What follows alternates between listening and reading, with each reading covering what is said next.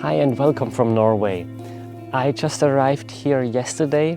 After a several day trip from Switzerland, I took the car. I stopped at my friend Chris Kaula, who's a very good nature photographer, or especially wildlife photographer, and then made my way through Germany, Denmark, Sweden, and arrived yesterday afternoon here in Norway.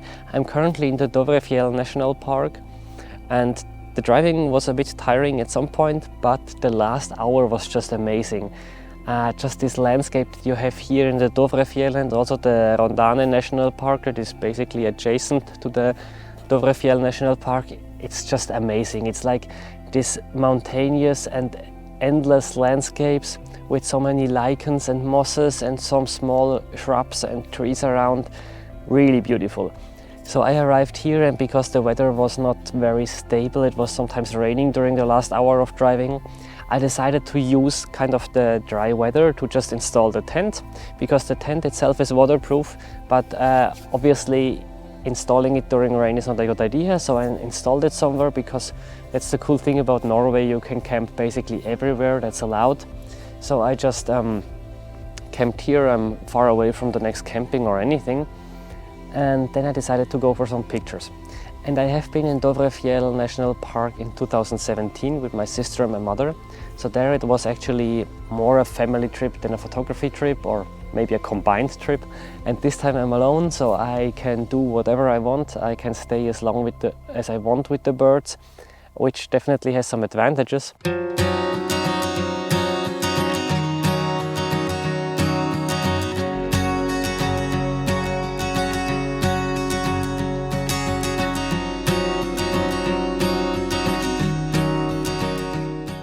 So I arrived around 5 p.m. I decided to take the car and drive to the spot where I saw some musk oxen, I think it's golden plover in English, some bluethroats and other birds in 2017, because I thought this would be a good starting point.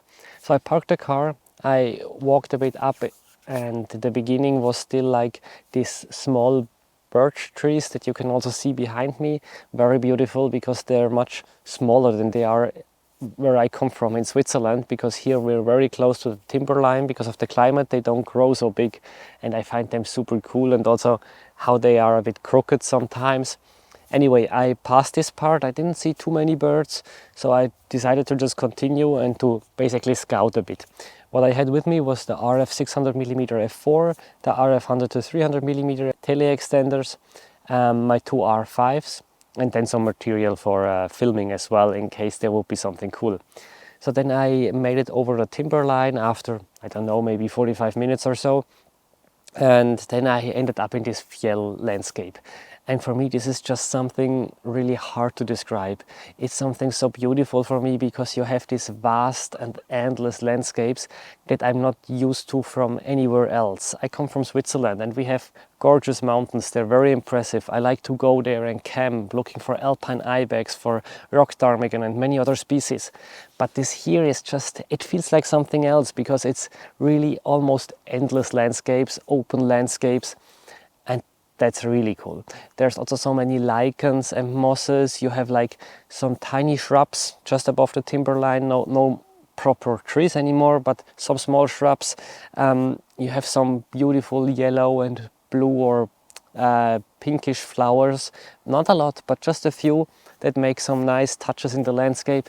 So that was beautiful, and I wanted to look, as I mentioned, if I see any wildlife. I crossed some people that were saying that it's not very promising today, they didn't see anything. Then I finally crossed somebody who did see the musk oxen. However, they told me they were very far away, so I decided not to go there, because it was my first day, and by the time I left it was already 5 p.m. and I wanted to take it a bit slow, and I just decided to, not take any pictures, but maybe just enjoy the landscape. If there is no wildlife around, I don't want to force it and hike like crazy, and yeah. So then I saw some pipits. I need to check the English name at some point, and I tried to take some pictures, but they were not very easy to photograph because they were always flying around. And of course, if you approach them, they kind of fly away, but they also don't return at the same point all the time. So they fly away there, then there, then there. So hard to see a pattern and hard to wait at a specific location. So what I decided to do was just to lay down at some point in this fjell landscape. It was so beautiful anyway, and just chill a bit and wait, see if something happens. And then the pipits came, but still not very good. But then to my surprise, this golden plover appeared out of nowhere. I heard the call and it was coming closer, and I could take some pictures. I just left my backpack. I just took some pictures with my 600mm f4. And after I had the first images, I realized that the one thing that I think I should have done more last time when I was here is to take more pictures with the surroundings, because as I mentioned, I just love this fjell landscape that we have up there, and this is not really so visible in the images. You see some nice rocks, some mosses, some flowers, but I wanted to include more of the environment, and therefore I needed less focal length and a cooperative subject. So I went back to the backpack, I got my 100 to 300mm, and it worked very, very well. The plovers were really cooperating. I'm always a bit careful because this is their breeding habitat. It was also a couple of plovers, so it could be that they have breeding there.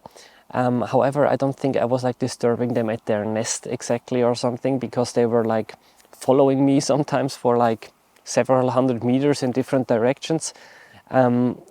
It was just that sometimes I went somewhere and then like 5 or 10 minutes later they appeared again, were calling.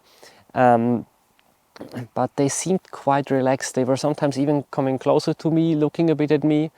And I think they were maybe even a bit curious. I'm not completely sure.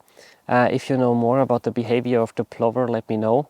What I found definitely reassuring, that I'm not annoying them too much, was that they were still looking for food basically the whole time. They called a bit and then they went down and looked for food. Then they went to a higher point, looked at me, called, and then went. And as I mentioned, they went basically in all directions, so I found this really quite reassuring that I'm not disturbing them too much. Nevertheless, I didn't want to, well, push it too much and get too close. Still, like once or twice they were flying away for like maybe 100 meters, landing somewhere else. But yeah, I decided afterwards to slowly go back to my backpack.